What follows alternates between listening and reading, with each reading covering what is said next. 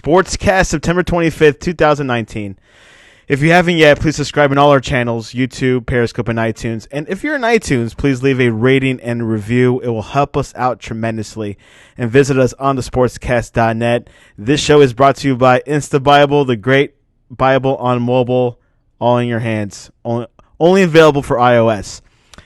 No Felipe Franks for number 9 Florida. The Gators in their first full game without the team's starting quarterback this season looked as dangerous as ever, handing Tennessee its third loss in 4 games en route to a 34-3 victory lap on Saturday afternoon in the Swamp.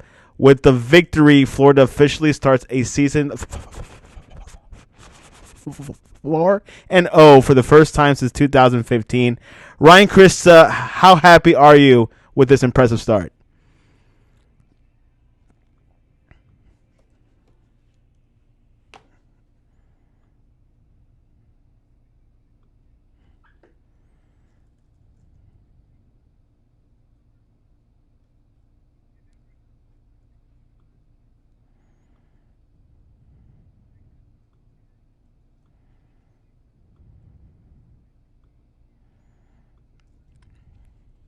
Yeah, that rivalry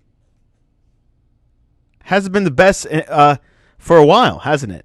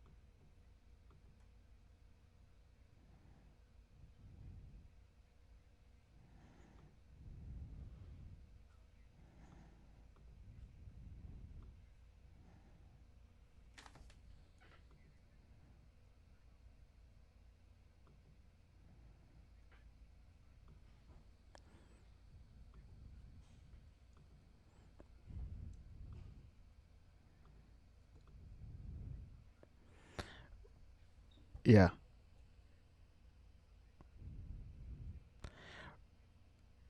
Ryan, before we move forward, your sound is not working. Only people can hear us. Let me restart the call, okay? All right, sorry about that, guys. Sportscast. I started Skype before. I usually. And I'm trying to escape from. Oh, you know what it is? Skype didn't work. Skype was broken. But anyways, let me restart the call. We're talking about Florida. Florida Gators, easy win over the Volunteers.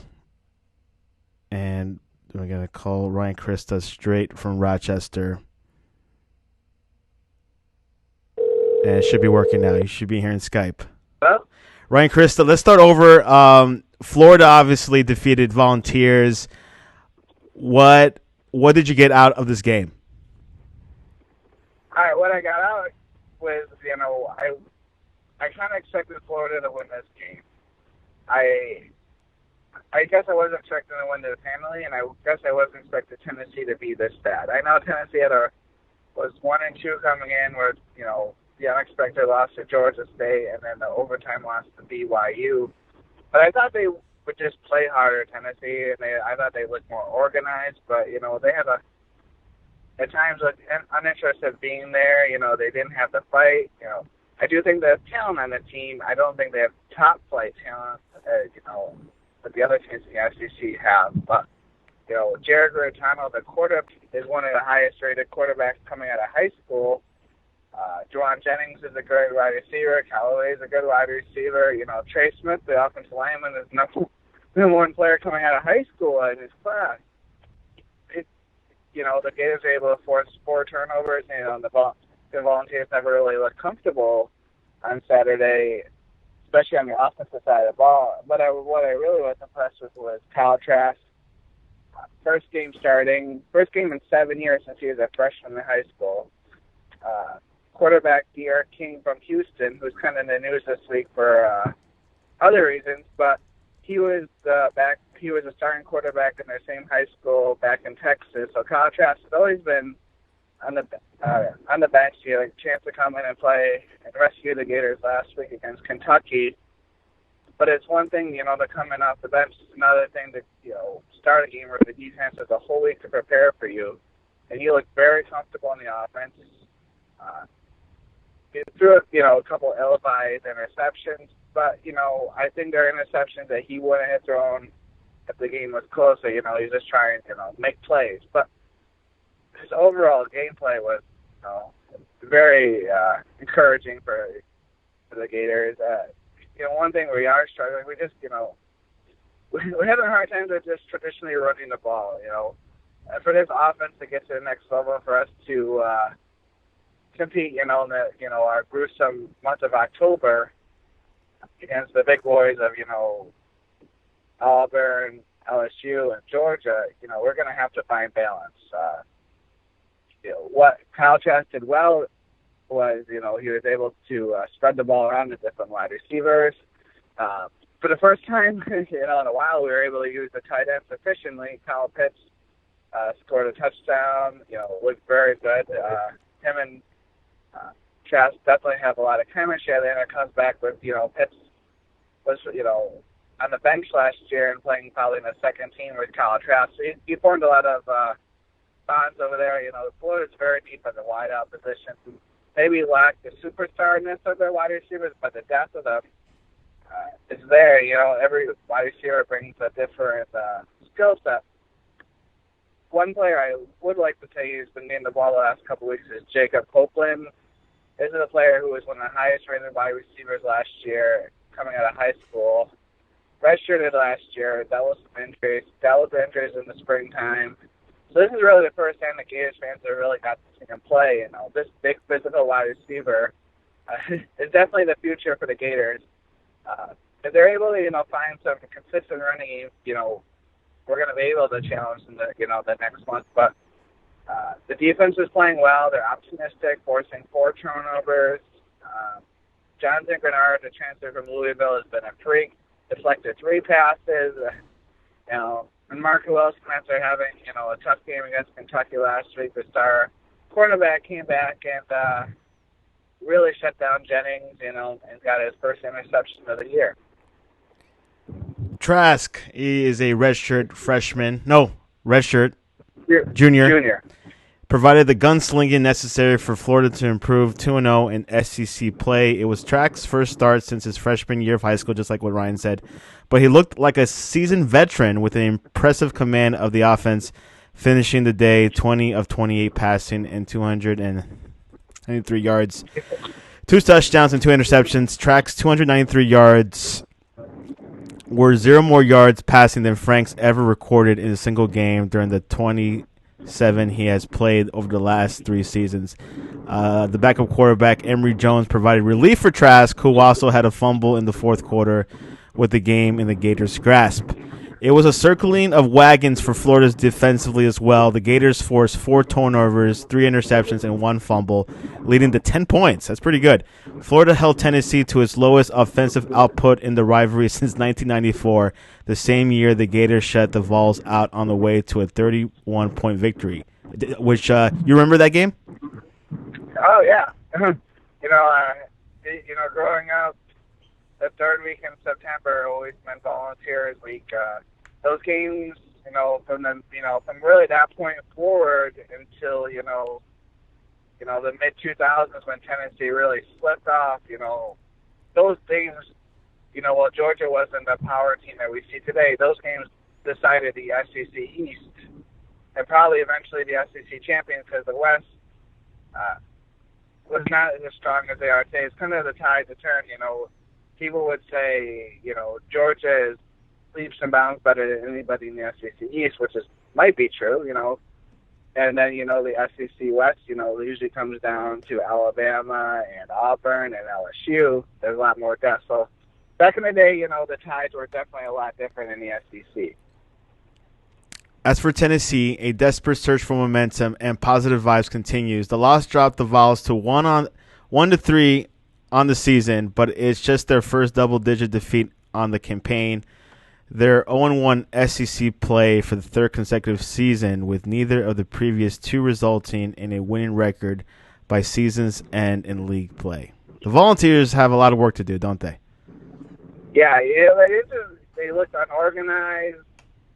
I want to say, I think Jeremy Pruitt's a good coach. He was a great defensive coordinator, but in your first time being a head coach and going to the SEC, it's tough.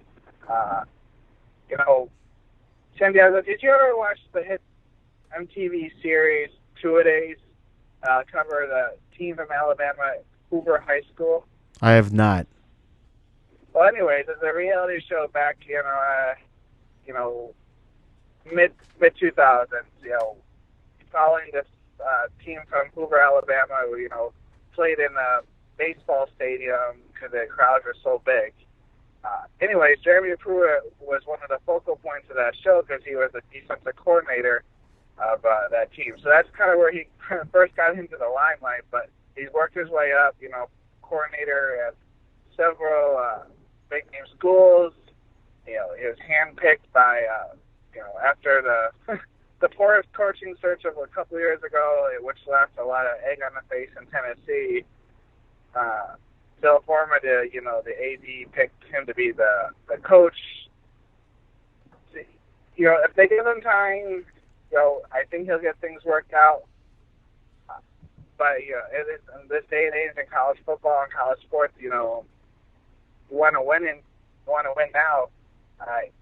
I don't know how much truth there is. There's rumors that if things don't turn up in the next couple weeks, that Fulmer will actually fire Pruitt and name himself the coach to finish off the year, and then eventually find another coach. I hear a lot of that, from the Volunteer Nation. I think that's more of fans, wanting change and just really, in Tennessee, the Rocky Top of football team is it, But right now, they're probably.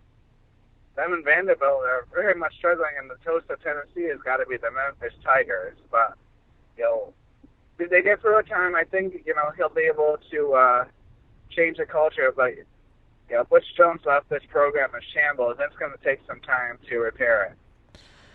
Next up for Florida is the Tigers of Towson this weekend at the Swamp. Non-conference matchup. 4 p.m. kickoff, and it will be broadcast on the SEC Network. What are your expectations for Towson? They are a NCAA Division I football championship subdivision. This is our last tune-up, mid-season tune-up. Traditionally, we play our second tune-up the last weekend, second to last week in the year before we played our state rival, Florida State. But just because of scheduling issues, this game is played kind of in the middle of the season, so.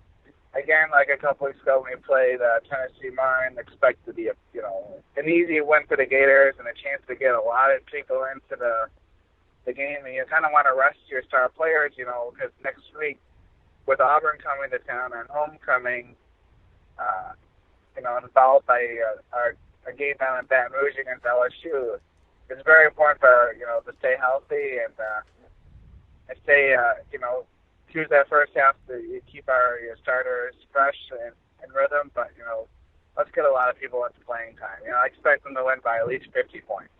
50 points. Joking. They are your Citadel this weekend. I hope not, Santiago. Citadel seems to drive some people crazy. Asked Nick Saban last year, and asked Georgia Tech lost to the Citadel this year. Something to definitely look at. But, yeah, as Ryan was saying, they have Auburn the following week and then LSU, back-to-back heavy hitters in the SEC. Both are in the top 10, so Florida will be tested. We'll see if Florida's their real colors will shine, see what they're all about. The only toughest team was just Miami, but that's not saying much. No, they were they're more talented than everybody they played. So now you're going against teams that are equally talented or maybe more talented than you. This is where I think, coaching comes in and, execution, the way they want to play. A last year they showed that they can play with a lot of these teams. They were able to beat LSU at home. I think they played pretty much even with Georgia, and they played a pretty bad game for it, which I thought was very encouraging thing. And they left a lot of points on the table and still were able, play score for score with Georgia. This team is, they're still kind of finding their identity now with Kyle Trask. Look good, but can you do it week in and week out? Like I said, that I'm getting rid of next week against this week against Townsend. Because he's going to be being going to, I think, one of the best defenses in the country in Auburn. Will Franks be ready by then? Frank's out for the rest of the year. Okay, that's what I thought. That's what I thought. That's why I have you to tell me here. Let's look at the ACC this past weekend. FSU defeated Louisville 35-24. Yeah, kind of, again, Florida State got out to, a little bit of a lead, and Louisville came back. James Blackman got knocked out of the game, and, Louisville took the lead, and they had come in with Wisconsin transfer Alex Hornibrook to come in and kind of save the day. It's good for Florida State to get that win. Falling to 1-3 for that program would have been devastating for them and Willie Taggart.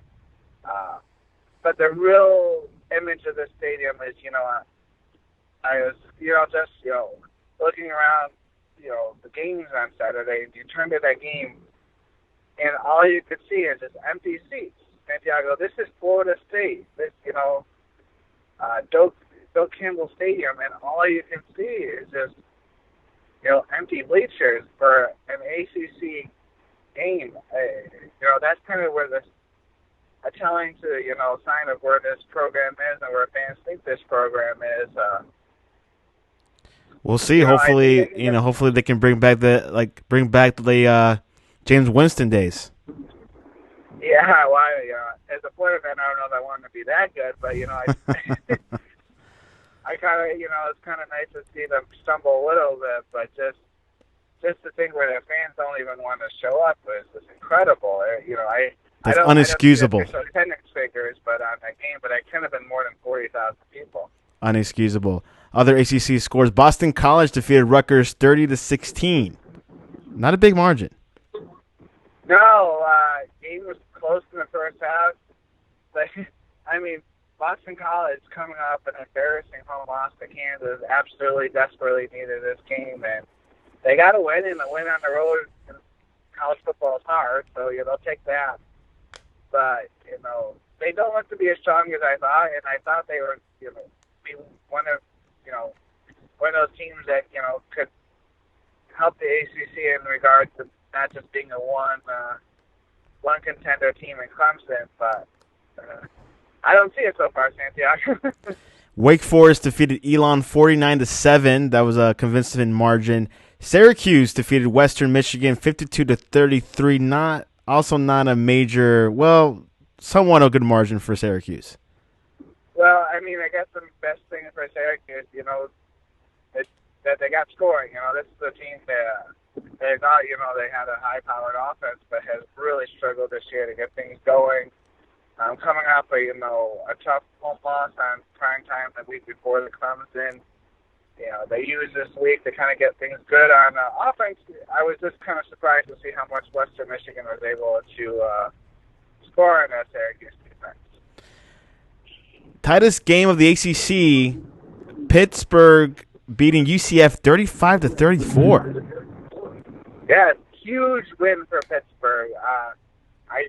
I probably said on the sportscast last week, I really didn't think this game to be very close. And talent-wise, I think, UCF still has a lot more talent. But that was a big win for Pittsburgh and Pat Narduzzi.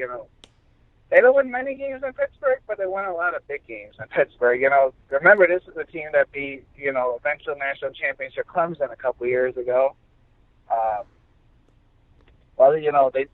They struggled, offensively the week before against Penn State. They played hard. They lost by 7. This week, they jumped out to a 21-0 lead against UCF before UCF kind of put the turbo jets on them, eventually took the lead, and then they pulled off what they call the Pittsburgh special to, a pass back to quarterback Kenny Pickett for the touchdown to eventually take the lead. Appalachian State defeated North Carolina 34-31. Is that an upset? It is an upset that whenever a group of 5 team beats a Power 5 team, which, in a sense that, but, we're just talking about how good of a win that Pittsburgh win was over UCF. This is a bad loss for Mac Brown in North Carolina, losing to in-state team. App State's a very good team, and maybe one of the best group of 5 teams out in the country. Fundamentally sound, but when you're at home against a group of 5 team, you got to take care of business, and this is kind of a black eye for the conference again. Miami defeats Central Michigan 17-12. I've heard Manny Diaz not happy about this result, even though they won. Yeah, this is a team, Central Michigan. Actually, a little tidbit information, coached by former Gators coach Jim McElwain. Which you're very familiar with. Yes. The Chippewas came into South Florida and, gave the Hurricanes everything they wanted. This is a team that 2 weeks before had lost 63-0 to Wisconsin. So, to see the scoreline is not a really, good look for Miami. Again, the ACC struggles with the, perception,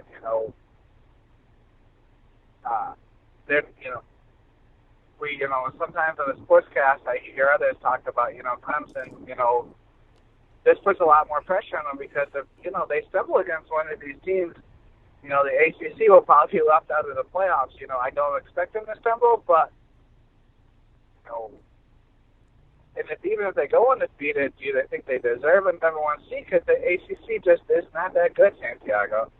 Not that good. Virginia defeating Old Dominion 28-17. That's not good for Virginia. It seems it should have been a blowout. It should have been, but Santiago, this is the Old Dominion team that beat Virginia Tech last year and jumped out to 17-0 lead against UVA before UVA got things going in the second half. It could have been a little bit of looking forward to their game next week against, or this week against Notre Dame, but the UVA, which looks to kind of be the second best team in the ACC, I think. We'll see how they do when they trip up to South Bend this week. NC State defeating Ball State 34-23. Another close game in the ACC. I mean, they won, but it's just this is how weak the ACC is. Yeah, again, Santiago, when you get these games, you're looking to make a statement for yourself and for it's the convincing. And they're just lacking that, They want to, they want people to take them seriously, but it's hard. It's been hard for the ACC. They're not having a good year, but Clemson have a convincing result, beating Charlotte 52-10. The stat of the game is that Clemson played, let me tell you, 111 different players in this game, Santiago. If they wanted to play, they could have named the score against Charlotte, Santiago. That's not the issue. Dabo's always been one to, they get these opportunities not to embarrass the other teams, but to use this opportunity to play a bunch of different players who would normally not get into any games. Trevor Lawrence in this game was 7 for 9 for 64 yards. So, I mean, they just basically use it as kind of what you kind of see in a preseason NFL game.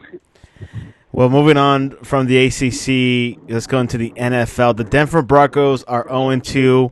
They lost this past weekend against the Packers 27-16. What is the state of the Broncos as we know it? Well, actually, I wish they were 0-2, Santiago, but they're 0-3. 0-3. I'm sorry, I missed the score. They lost against the Raiders, the Bears, and the Packers. And the closest match was against the Bears, but they could not pull through. Yeah.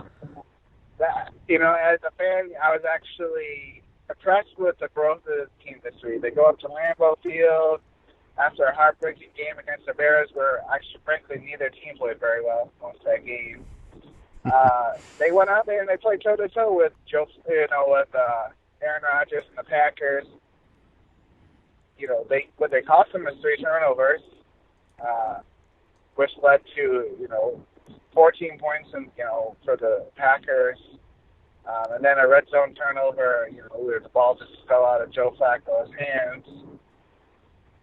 But they were able to start running the ball with Philip Lindsay and Royce Freeman. They just looked a little more confident than they had before. You gotta call it what it is. And the Broncos right now aren't a great team, but they got a game against the Jaguars, a team at home that they should be able to beat at home against a rookie, quarterback Gardner Minshew. I like them to win this game, and I like them to win it pretty convincing. If they played like they did last week, and cut out the turnovers, they should get their first victory here. Looking at other games that we're looking at the NFL, of course, I thought that many of these games this past weekend was pretty relevant of who is the best and who's not doing well. The Browns are not doing well. They lost against the Rams 20-13. Where do you see the Browns? Are they not what they're living up to, or just too early to tell? It's real early. They got to go 3 games. It's hard to write off the team, but they haven't looked impressive. That's for sure. This is a team that was the talk of the offseason. It was the talk of the offseason going into the offseason. The way they finished up the year, and then they acquired Odell Beckham. But they have rookie head coach Freddie Kitchens, who is struggling. With the execution. He needs as a being a play caller and a head coach. It's a big responsibility. It's one thing to be a coordinator. It's another thing to be a head coach and calling the plays. It seems to be a little too much for Freddie. I would like to see him, give up the play calling a little bit. I think the Browns would be a lot better. Daniel Jones, one of the rookie quarterbacks that had a win this past weekend. Has the Daniel Jones era begun? Oh, it began with a bang, that's for sure. I don't think the Buccaneers, are an amazing team, but a win on the road is your first NFL start. That's good. The bad news is Saquon Barkley out for at least 4 weeks, and up to 8 weeks, with a high ankle sprain. I think will squash a lot of momentum they got from this week's victory. Bills are 3-0. Are they a force to be reckoned with in the AFC East? Right now it is Bills pandemonium here in Western New York, Santiago.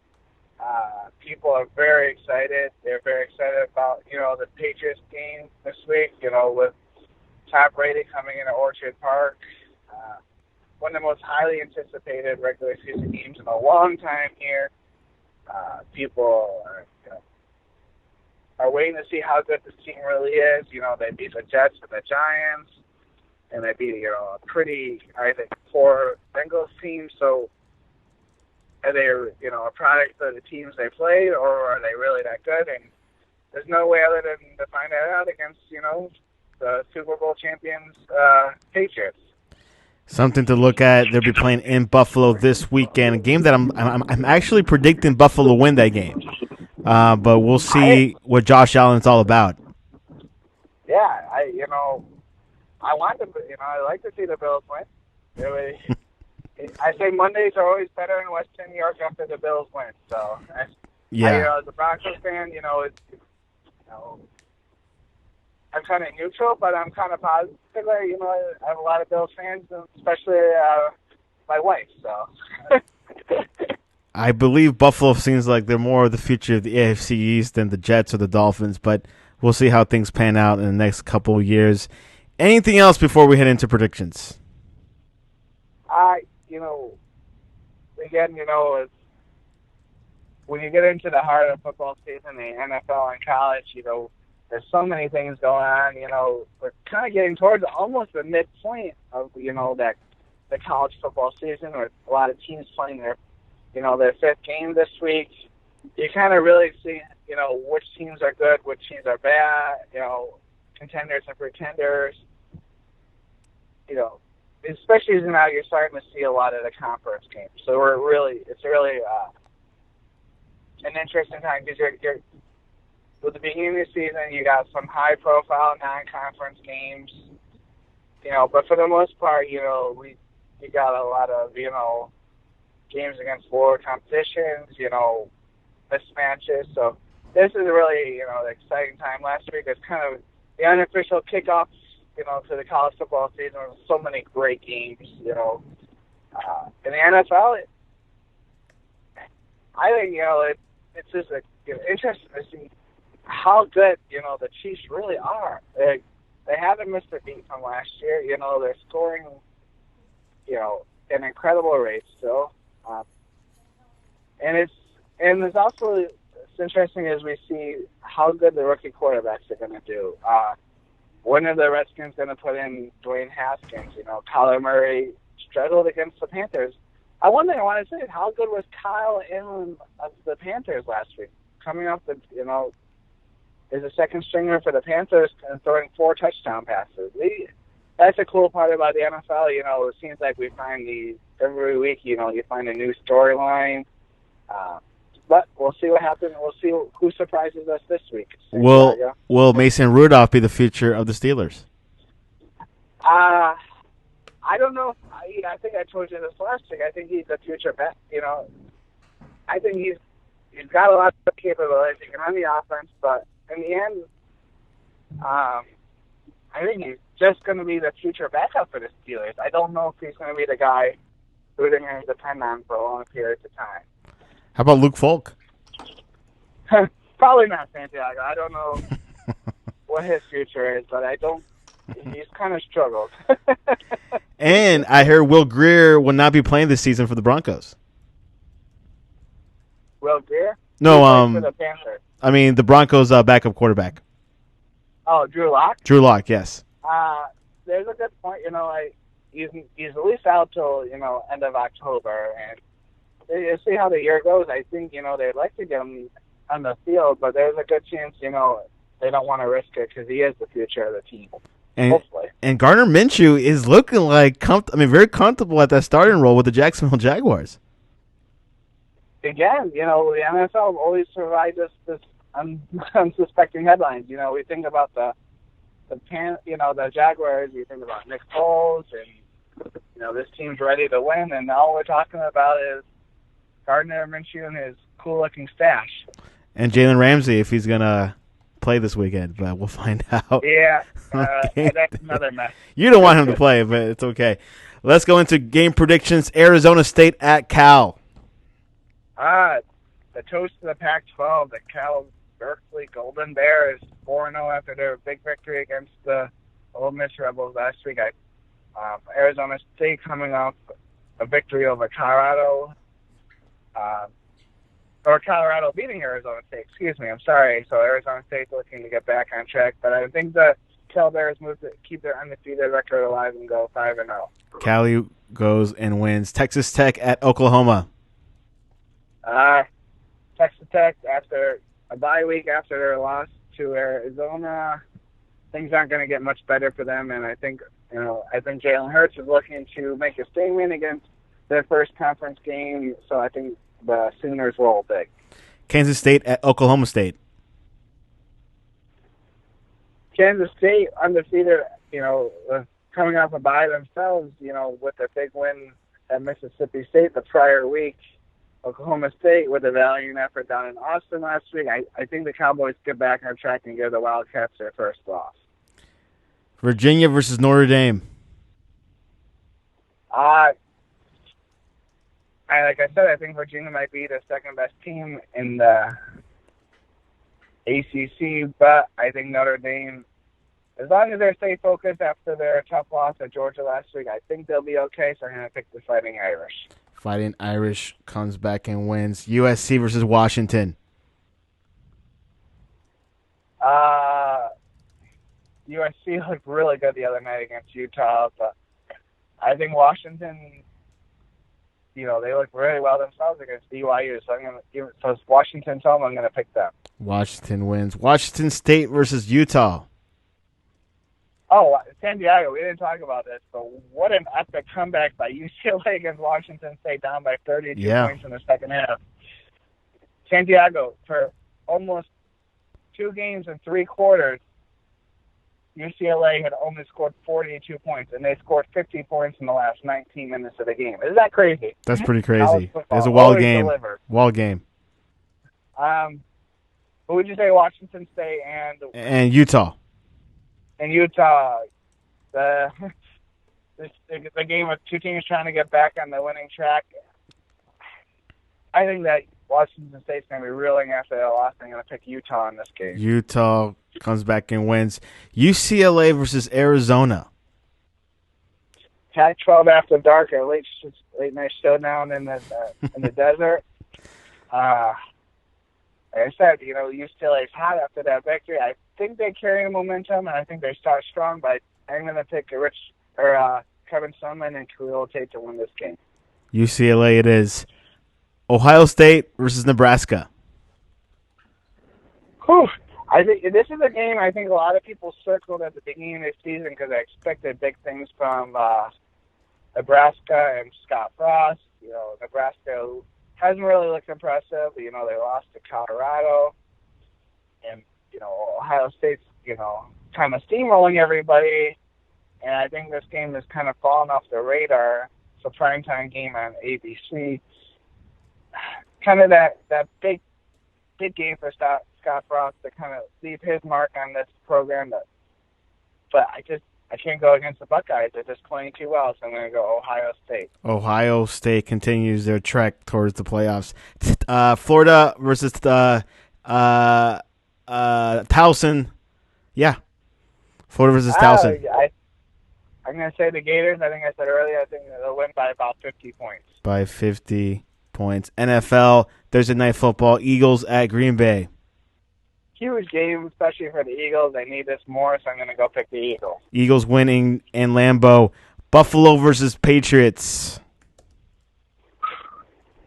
My head says the Patriots, my heart says the Bills, but no one circles the wagon like the Buffalo Bills. Buffalo Bills wins it first. That'll be an interesting matchup.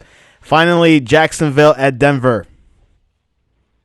I think this is the week we get on the winning track, Santiago, so I'm going to pick my beloved Denver Broncos to get their first win of the season. That is something to look at. I don't know, sure. I think Gardner's mania will still continue. And random question, which team is the biggest threat to Alabama, LSU, or Auburn? Oh, boy, Santiago. I'm going to say LSU just because right now I think their offense is ahead of Auburn's right now. I think Joe Burrow is playing well. This is a game where it's usually very low scoring when LSU and Alabama get together. But, I think a lot of people are looking forward to this shootout between Joe Burrow and Tua Tagovailoa. That'll be happening in about a month. And the poll has LSU winning 60% to 40%. So everyone is going on your side on that end. Yeah, I think we're going to learn. We went. I think Auburn might have the 2 most impressive victories of the year, beating Oregon and then winning last week at A&M. Yeah, the huge win. Yeah, so they showed that they're a quality team, but the schedule they have is just kind of murderous. So SEC is something else. Top heavy teams. Auburn, unexpected. Are they a dark horse? Can they become a dark horse? Absolutely, Santiago. If they win at Florida next week, first they got to beat Mississippi State this week. Who will test them a little bit, but they win at Florida. They got a game, against LSU, and they still have the games against Georgia. So they got a lot ahead of them, Santiago. I think Bama will have it a little bit easier beating LSU at home, but I think they're gonna have it tough going to Auburn and winning that match. It's I mean, playing in Auburn, it's gonna be tough. It's just plain and simple. Yes, you're right for sure. Anyways, Ryan, what is the best way to reach you to talk to about Gardner Minshew? Probably the Twitter and the Mad Dog report. So Quite a tremendous NFL. Antonio Brown still has no team. He's quit the NFL. He's going back to college. We'll see where he will go. Obviously, some teams are interested in him, but I don't expect much from him this season. Perhaps next season he might play, but it's not as bad as other people think. But we'll see where the allegations go from there. Anyways, visit us on thesportscast.net or on Twitter at thesportscast1.